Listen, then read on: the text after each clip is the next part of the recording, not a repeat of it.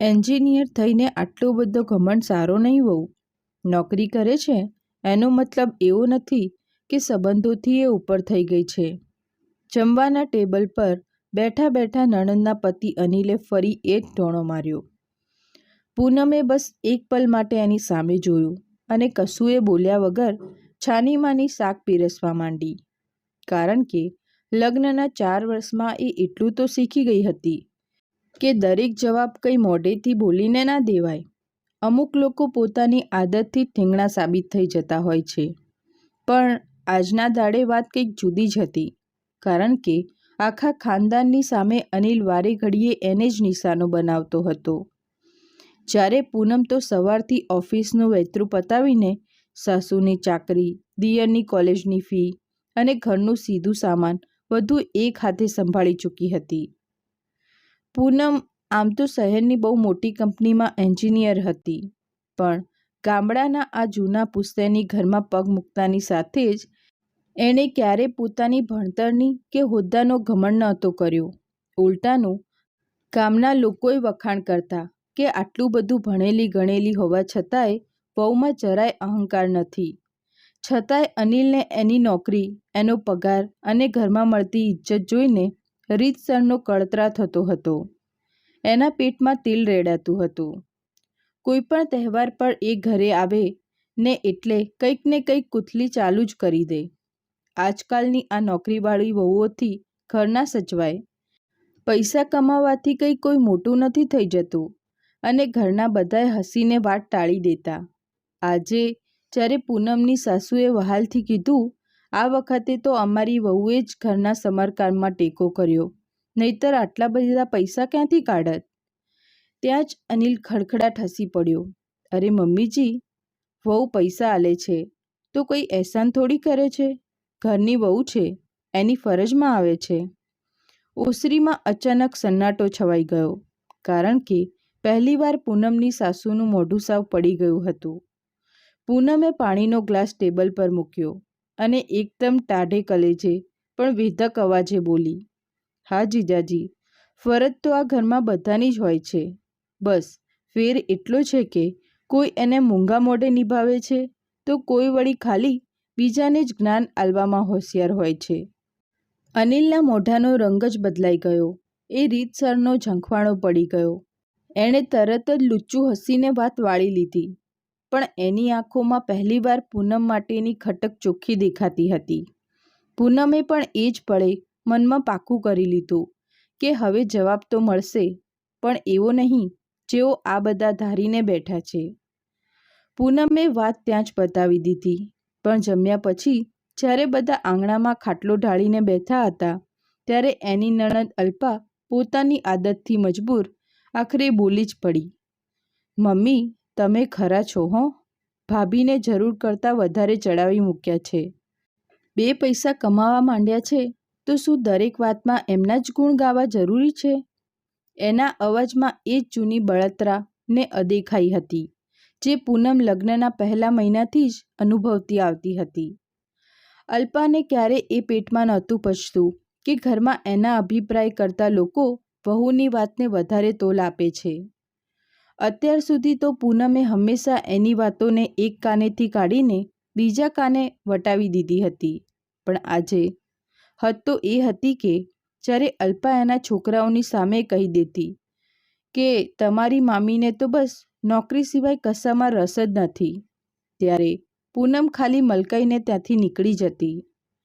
પણ સાચી વાત તો એ હતી કે અલ્પાને સારી રીતે ખબર હતી કે ઘરની દવાઓથી માંડીને સસરાના મેડિકલ ચેકઅપ અને ઘરના સીધા સામાન સુધીના કેટલાય ખર્ચા પૂનમ કોઈને કહ્યા વગર પોતાના ગજવામાંથી ભોગવતી હતી. તોય અલ્પાને ક્યારે એ અહેસાન ના માન્યો. આ બાજુ અનિલને પાછો મોકો મળી ગયો. એ ખુરશી પર આરામથી લંબાઈને બેસતા બોલ્યો, તારી વાત સાચી છે હો અલ્પા, આજકાલની વહુઓ 2 પૈસા શું કમાવા મંડી જાય પોતાને ઘરના માલિક સમજવા માંડે છે. આ વખતે પૂનમ કંઈ બોલે એ પહેલાં જ એનો પતિ દીપક રીતસરનો તાડૂક્યો, જીજાજી, આ 2 પૈસા શબ્દ વાપરતા પહેલાં એટલું યાદ રાખજો કે એ જ 2 પૈસાથી ગયા વર્ષે પપ્પાનું ઓપરેશન થયું હતું ત્યારે તમે ફૂટીપાઈની મદદ નહોતી કરી અને એ ટાણે કોઈએ હિસાબે નહોતો પૂછ્યો. આખું આંગણું સડસડાટ શાંત થઈ ગયું, કારણ કે દીપક કાયમ શાંત રહેનારો માણસ હતો. ઘરના કજિયા કંકાસમાં ક્યારે પગ નહોતો અડાડતો. અનિલ માંડ માંડ ડાચું વસાવીને હસવાની કોશિશ કરતા બોલ્યો, અરે યાર, હું તો ખાલી મજાક કરતો હતો. આમાં આટલું બધું મનમાં લગાડી દેવાનું? દીપકે એની સામે સીધો ડોળો કાઢ્યો. મજાક એને કહેવાય જેના પર બધા હસે. જે દર વખતે એક જ માણસને નીચો દેખાડવા માટે થાય ને એને ખોટી આદત કહેવાય, મજાક નહીં. અલ્પા તરત પોતાના ભાઈ પર ચડી બેઠી. વાહ ભાઈ વાહ, હવે પત્ની પાછળ તને તારી બહેન ને જીજાજી ખોટા લાગવા માંડ્યા. ત્યાં જ ઓસરીમાં બેઠેલા પૂનમના સસરા મનહરભાઈ, જે અત્યાર સુધી મૂંગા મોઢે બધું જોતા હતા, એમણે ધીમેથી પણ કડક અવાજે કીધું, અલ્પા, હવે છાનીમાની બેસી જા. એમનો અવાજ ભલે બીમારીના લીધે ઢીલો પડી ગયો હતો, પણ ઘરમાં આજે એમનો એટલો જ વટ હતો કે બધા ત્યાં ને ત્યાં જ થંભી ગયા. એમણે પહેલીવાર સીધા પોતાની દીકરી સામે ડોળા કાઢ્યા ને કીધું, જે વહુએ આ ઘરની ભીંસના ટાણે કશુંએ બોલ્યા વગર પડખે ઊભી રહીને સાથ આલ્યો છે ને, એની ઇજ્જત કરતા શીખો. દરેક સંબંધ કાંઈ જન્મથી જ મોટો નથી થઈ જતો, એને લોહી રેડીને નિભાવવાથી મોટો થાય છે. અલ્પાનું મોઢું સાવ પડી ગયું, કારણ કે એના બાપે જિંદગીમાં પહેલીવાર આખા ખાનદાનની સામે એની હવા કાઢી હતી. એને આ બિલકુલ હજમ ના થયું, પણ નણદોઈ અનિલને તો આ વાત રીતસરની ચચરી ગઈ. એ ખુરશી પરથી ઊભો થતાં જ બોલ્યો, ઠીક છે ભાઈ, હવે આ ઘરમાં જમાઈની કોઈ આબરૂ જ નથી રહી. તો અમે કંઈ નવરા નથી કે અહીંયા ધક્કા ખાઈએ. એ તો રીતસરનો ગરમ થઈને બહાર નીકળી ગયો, પણ જતાં જતાં એક એવો ઝેરીલો ઘા કરતો ગયો કે પૂનમ પહેલીવાર અંદર સુધી ધ્રુજી ગઈ. એ બોલ્યો, હુંય જોઉં છું કે આ એન્જિનિયર વહુ આ ઘરને ક્યાં સુધી ઢસડી જાય છે. એ રાત્રે પૂનમ મોડે સુધી પડખા ઘસતી રહી, કારણ કે એને અણસાર આવી ગયો હતો કે વાત ખાલી આ ટોણા ટાપસી પૂરતી જ સીમિત નથી રહેવાની. પડદા પાછળ કંઈક બીજું જ રંધાઈ રહ્યું છે. અને એના થોડા દિવસો પછી જે દાંડાઈ થઈ, એણે તો આખા ખાનદાનના અસલી ચહેરા ખુલ્લા પાડી દીધા. એ રાત પછી આમ તો ઉપરથી બધું ટાઢું બોળ દેખાતું હતું, પણ પૂનમે એક વાત નોટિસ કરી કે અલ્પાના ફોન હવે પહેલાં કરતાં વધારે આવવા માંડ્યા હતા, અને દરેક ફોન મૂક્યા પછી સાસુના મોઢા પર ચિંતાની રેખાઓ ચોખ્ખી દેખાતી હતી. એક દાડે રસોડામાં ચા મૂકતી વખતે પૂનમના કાને અવાજ પડ્યો.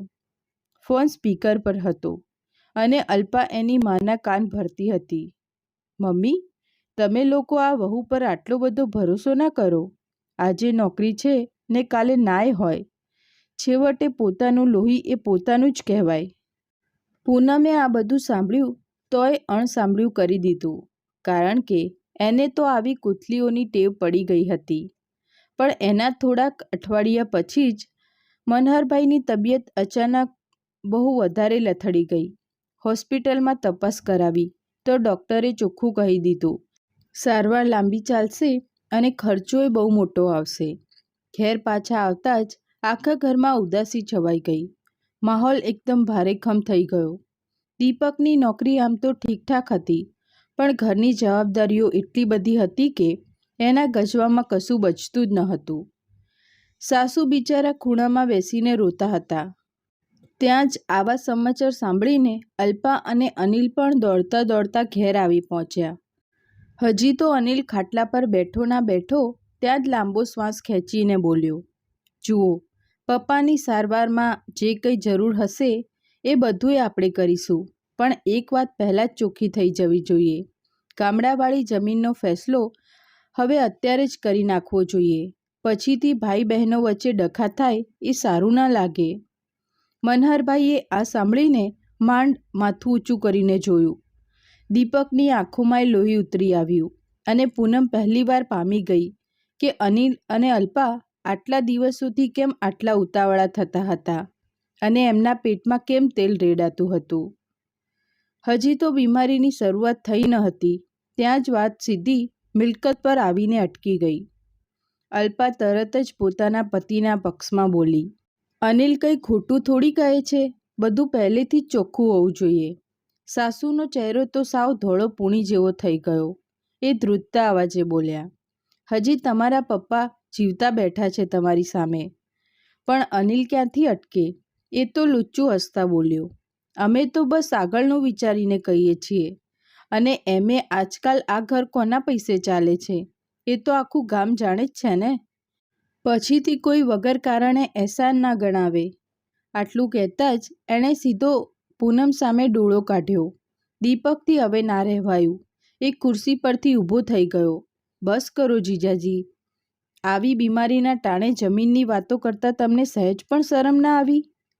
અનિલ પણ સામે તાડુક્યો, સાચી વાત કહી દીધી તો મરચું લાગી ગયું. તમારી પત્ની કમાય છે એટલે તમે લોકો પોતાને કંઈક જુદા જ સમજવા માંડ્યા છો. ત્યાં જ અત્યાર સુધી મૂંગા મોઢે બેઠેલા મનહરભાઈએ ધ્રુજતા હાથે પોતાની એક જૂની ફાઇલ ઊંચી કરી અને ટેબલ પર મૂકી દીધી. એમનો અવાજ ભલે ધીમો હતો પણ એકદમ ચોખ્ખો હતો. અનિલ, તું જે જમીનની કૂથલી કરે છે ને એનો ફેસલો તો હું 2 વર્ષ પહેલાં જ કરી ચૂક્યો છું. આ સાંભળીને બધા આભા બની ગયા. બધાના મોઢા ખુલ્લા રહી ગયા. અલ્પા તરત જ બોલી, મતલબ? મનહરભાઈએ પૂનમ સામે જોયું. એમની આંખો ભરાઈ આવી હતી. જે દાડે મારું પહેલું ઓપરેશન થયું હતું ને, ઘરમાં ફૂટી પાઈ ન હતી. એ ટાણે આ વહુએ કોઈને કહ્યા વગર પોતાની જિંદગીની આખી કમાણી મારા પગમાં ધરી દીધી હતી. મેં એ જ દાડે નક્કી કરી લીધું હતું કે આ ઘરમાં કોણે સાચો સંબંધ નિભાવ્યો છે ને કોણ ખાલી પોતાનો હક જતાવવા દોડી આવે છે. આખા રૂમમાં સન્નાટો છવાઈ ગયો. સોપો પડી ગયો. પૂનમે ફફડીને કીધું, પપ્પાજી, હવે આ બધી વાતો રહેવા દો ને. પણ મનહરભાઈ આ વખતે અટકે એમ ન હતા. ના વહુ, જિંદગીભર હું મૂંગા મોઢે બધું વેઠાડતો રહ્યો છું, પણ હવે નહીં. અનિલના મોઢાનો રંગ ઉડવા માંડ્યો. એ સાવ ઝંખવાણો પડી ગયો, કારણ કે એને ભાસી ગયું હતું કે બાજી હવે હાથમાંથી નીકળી ગઈ છે. અને બીજી જ પળે મનહરભાઈએ ફાઇલ ખોલીને જે કાગળ ટેબલ પર મૂક્યો એ જોઈને તો અલ્પાના હાથ પગ ધ્રુજવા માંડ્યા. એના મોઢાનું લોહી ઉડી ગયું, કારણ કે એ કાગળમાં જમીનના ભાગલા નહોતા પડ્યા. એમાં તો મનહરભાઈએ પોતાની વસિયત લખેલી હતી અને નીચે 2 વર્ષ જૂની તારીખ મારેલી હતી. મનહરભાઈએ ધ્રુજતા પણ મક્કમ અવાજે કીધું, મેં આ મિલકત કોઈના નામે નથી કરી. મેં તો બસ ઘરની જવાબદારી વહેંચી છે. આ ઘર હવેથી દીપક અને પૂનમ જ સંભાળશે. પણ એનો મતલબ એવો નથી કે આ લોકો ઘરના માલિક થઈ ગયા. એનો સાચો મતલબ એ છે કે મારી છેલ્લી ઘડી સુધી આ બંને એની માની જવાબદારી ઉઠાવવાની છે. અને અલ્પા, તારા માટે મેં અલગથી રકમ અનામત રાખી છે, જેથી જિંદગીમાં ક્યારે તારે કોઈની સામે હાથ લાંબો ના કરવો પડે. અલ્પા તો રીતસરની તલપાપડ થઈ ગઈ, અંદરથી સળગી ઉઠી.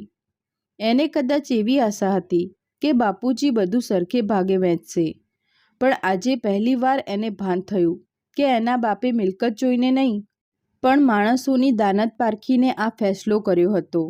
અનિલ પાછો તરત જ ખામી કાઢતા બોલ્યો, વાહ પપ્પાજી વાહ, મતલબ તમને તમારા જમાઈ પર જરાય ભરોસો નહોતો એમ ને? મનહરભાઈએ એની સામે સહેજ પણ કૂણું પડ્યા વગર ટકોરા જેવો જવાબ આલ્યો, ભરોસો એના પર કરાય અનિલ, જે ભીષના ટાણે પરિવારને ભેગો રાખે. એના પર નહીં જે બાપ ખાટલામાં પડ્યો હોય ને વચગાળે જમીનના ભાગલા માંગે. આખા રૂમમાં સોપો પડી ગયો. બધાય મૂંગા થઈ ગયા. સાસુની આંખોમાંથી તો ચોધારા આંસુ વહેવા માંડ્યા. દીપક પણ નીચું માથું ઘાલીને બેસી રહ્યો, કારણ કે આજે એને ખબર પડી ગઈ કે એના બાપુજી બધુંય સમજતા હતા, બસ મૂંગા મોઢે બધું જોતા હતા. અને પૂનમ, એ તો બસ કાયમની જેમ શાંત જ ઊભી રહી. ત્યાં જ અચાનક અલ્પા ધ્રુસકે ને ધ્રુસકે રોઈ પડી. જોર જોરથી નહીં, પણ એવો આછો અવાજ કરીને જેવો માણસ ત્યારે જ રડે જ્યારે એને પોતાના જ કર્યા અને વ્યવહાર પર રીતસરની શરમ આવતી હોય. એ પૂનમની નજીક આવી, પણ એની આંખોમાં આંખ પરોવવાની એની હિંમત ના ચાલી. એ ધ્રુજતા અવાજે ધીમેથી બોલી, ભાભી, મને એમ હતું કે તમે બધાને મારાથી અળગા કરી રહ્યા છો, પણ સાચું કહું તો હું મારી જાતે જ તમારા બધાથી દૂર થઈ ગઈ હતી.